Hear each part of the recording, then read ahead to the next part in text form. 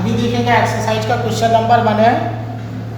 ठीक है, अब मैं ये इस क्वेश्चन के माध्यम से आपको सिखा रहा हूँ कि फर्स्ट ट्रांसलेशन प्रॉपर्टी किस तरह से काम करती है। क्वेश्चन में हमें दे रखा है Laplace of f t equal to p square minus p plus 1 upon 2 plus p plus 1 का होल स्क्वायर 3 माइनस 1 ये दे रखा है। ये क्योंकि लाप्लास ऑफ एफ टी है तो हम इसे रिप्रेजेंट करेंगे एफ ऑफ पी से। अब हमसे वैल्यू पूछी गई है Laplace of F two T की। अब हमारे पास चेंज ऑफ स्केलर प्रॉपर्टी का फार्मूला होता है Laplace of F A T equal to 1 upon A function of P upon ए।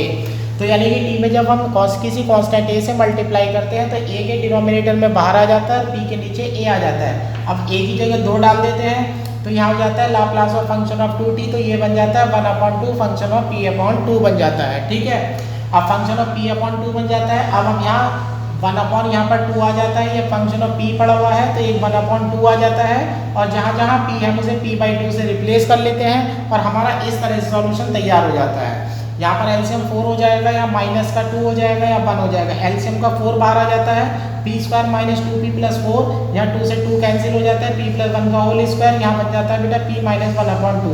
इस 2 से ये 2 कैंसिल हो जाता है तो 1 upon 4, P square minus 2p plus 4 upon p plus 1 का होल स्क्वायर p माइनस 2, और इस तरह से आपका आंसर आ जाता है। अब देखिएगा सेकंड शिफ्टिंग प्रॉपर्टी पर बेस्ड क्वेश्चन है, question number 11। Function of T given है, इसका लाप्लास हमें निकालना है।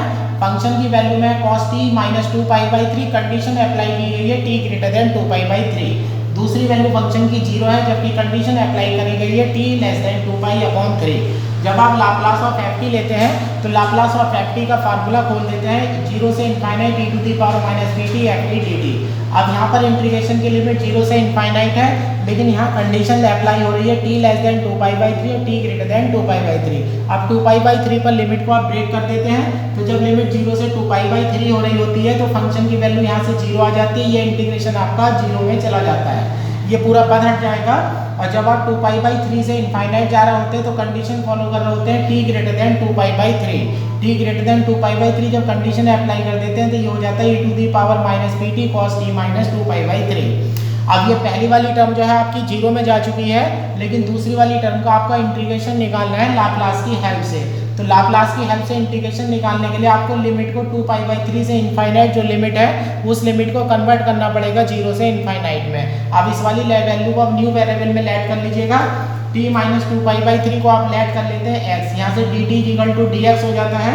अब यहाँ से वैल्यू रख देते हैं, आपका फंक्शन आ जाता है e to the power minus p x plus 2π/3 to cos x dx। Integration x के रेस्पेक्ट में तो यहाँ से जो आपकी टर्म बनेगी e to the power minus 2π/3 को कांस्टेंट के रूप में निकल करके बाहर आ जाएगी। अब ये 0 टू इनफाइनाइट है, यहाँ पर इंटीग्रेशन की पहली प्रॉपर्टी लगा करके variable x is replace by t। अब ये वेरिएबल t में रिप्लेस हो जाता है तो ये बन जाता है बेटा e to the power minus P T cos t dt। ठीक है ना, अब ये लाप्लास का फार्मूला बन चुका है, इंटीग्रेशन 0 से इनफाइनाइट लिमिट आपकी सही हो चुकी है। अब ये बन जाता है लाप्लास ऑफ cos t और लाप्लास ऑफ cos t का formula p upon p square plus 1 आ जाता है।